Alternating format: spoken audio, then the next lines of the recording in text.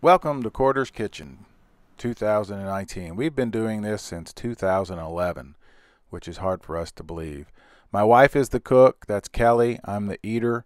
We do this every month for the Chattanooga Times Free Press. This month we decided to do something a little bit unusual. We decided to make a pizza using sweet potato as the crust, and you'll see a picture of it there. There's the finished product.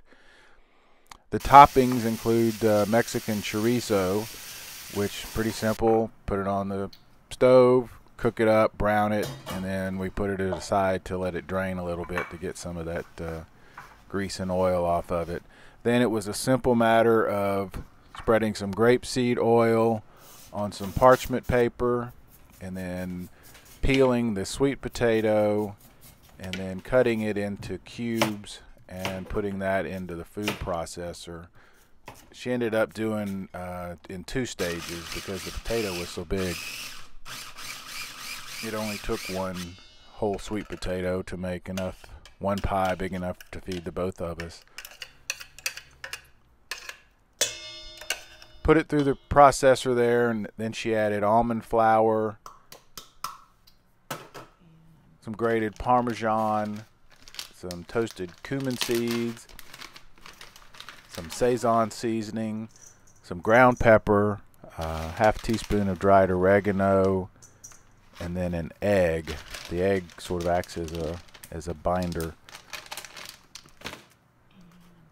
We actually last week made a similar pie using cauliflower as the crust. We were going to make both of those for this, and pretty much just decided a little bit because of time we're just going to do this one. To be honest with you, we both were very curious as to how this would turn out. We were curious as to whether the crust would be thick enough to actually literally be able to hold like you would in a normal pizza. We were also very curious as to how it would taste, and I have to say on both fronts we were very surprised. It tasted wonderful. It held together beautifully. But we are both convinced that we will do this again.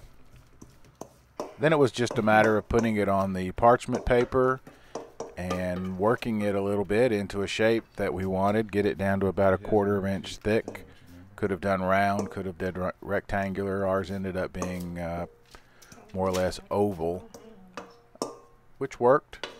But like I said, it held together beautifully. You then put it in the oven and let it bake for about 25-30 minutes till it's good and brown. And then we let it sit for a little while, again just maybe to let it firm up, and we did that definitely when we were done, so that it cooled off a little and like I said, just firmed up. Once it was formed on the pan, there she is putting it in the oven to bake for that 25 minutes, and it came out and we started putting the toppings on it. Ended up being a beautiful pie. We used pico salsa from a local market there that we like quite a bit, black olives, cheddar cheese, queso fresco, green onion, some cilantro. One of the things I'd like to point out, since I mentioned those markets, is that's really the reason we started doing this. We noticed that we were going more and more to our own local market, and then we discovered that there were quite a few ethnic markets around town, and we weren't interested in doing sort of the meals in 10 minutes. We figured there was plenty of sources for that. We were interested more in showcasing the things that were available that maybe people were not aware of. There's the finished pie with a little arugula salad on the side and some chipotle sauce. It was delicious. We hope you'll try it, and thank you guys so much for watching.